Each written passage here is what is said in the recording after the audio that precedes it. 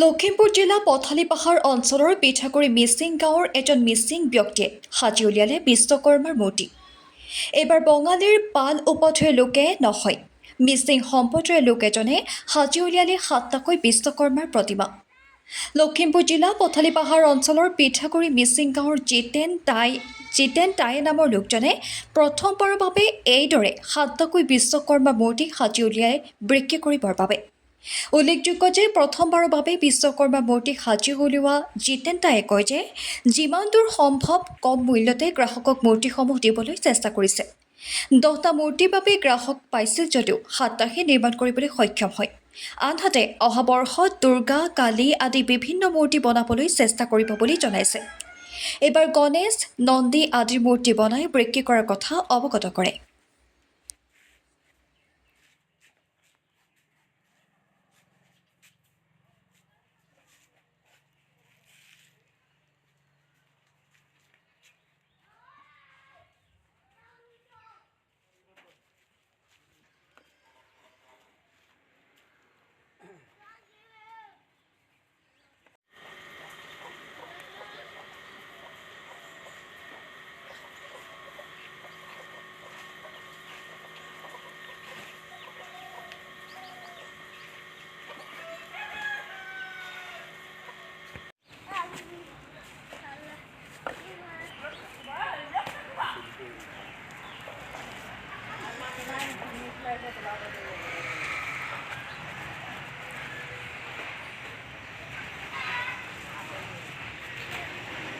মোৰ নামটো শ্ৰী জিতেন টাই, জেগাকণ পিঠাগুৰি মিচিং গাঁও, পথালি পাহাৰ। হয়, মূৰ্তি কেইভাগ বনাইছে বা? মূৰ্তি এইবাৰ অৰ্ডাৰটো বহুত আছিলে, 10 ভাগমান আছিলে, কিন্তু মই 7 ভাগে বনাবলৈ সময় পালোঁ, সময় অলপ কম আছিলে, গতিকে 7 ভাগ বনাইছোঁ ফাইনেল হিচাপে। বিশ্বকৰ্মা মূৰ্তি আৰু অন্যান্য কি কি মূৰ্তি বনায়? অন্যান্য আজি এসপ্তাহ আগত নন্দী গৈছে, আৰু এই গণেশ বাবা হাতী গৈছে, আৰু নিগনি এনেকৈ গৈছে, আৰু তেনেকৈ মৌ চৰাই তেনেকৈ গৈ আছে জীৱ জন্তু। মোটামুটি মানে জেগাটো মানে খালী হৈ গৈ আছে।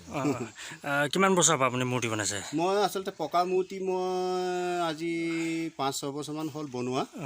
পকা এনেকৈ জীৱ জন্তুৰ পৰা, তাৰপিছতে গায়ন বায়নৰ পৰা, তাৰপিছতে সিংহ, তাৰপিছত জয় বিজয় এনেকৈ বনাই পাছত গৈ পেলাই মাটিত থৈছোঁ।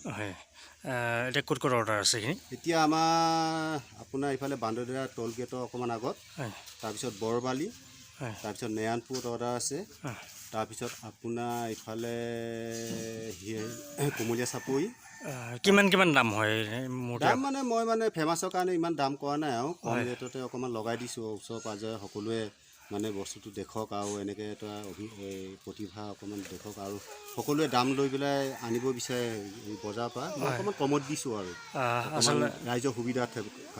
দেখা যায় মূৰ্তিবিলাক প্ৰায় বেংগলী মানুহে বনায়, কিন্তু আপুনি বনাইছে মিচিং মানুহে, কি ক'ব?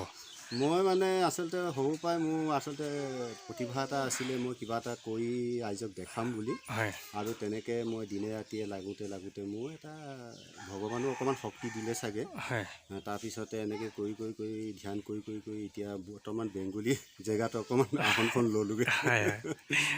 সেনেকৈ হয়, এনেকৈ আগবাঢ়িছে আৰু এতিয়া ঢেৰ তেনেকৈ আহিয়ে থাকে, ফেমাছ হ'লে তেনেকৈ পকা মূৰ্তি আহিয়ে থাকে, 12 মাহে বনাবলগীয়া হয়।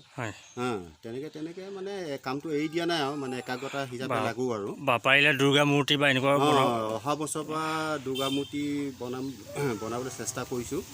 এইবছৰ মানে টাইম অলপ শ্বৰ্ট হোৱাৰ কাৰণে বনোৱা অসুবিধা হ'ল। অহা বছৰৰ পৰা এপ্ৰিলৰ পৰা চুৰু হ'ব দুৰ্গা মূৰ্তি।